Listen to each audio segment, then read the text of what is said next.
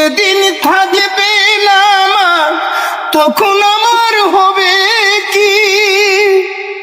তোমার কোলে হেসে খেলে মা তোমার বাসায় থেকেছি। তাই বুঝি মা তোমার মতন দরদি কেউ নাই মাই গো, মায়ের মতন আপন কেউ নাই। ও ভাই, মায়ের মতন দরদি কেউ নাই। মা জননী নাই রে যাহার, ত্রিভুবনে কেহ তাহার নাই রে ভাই, মায়ের মতন আপন কেহ নাই। তুমি ঠিক রেখে ভাই,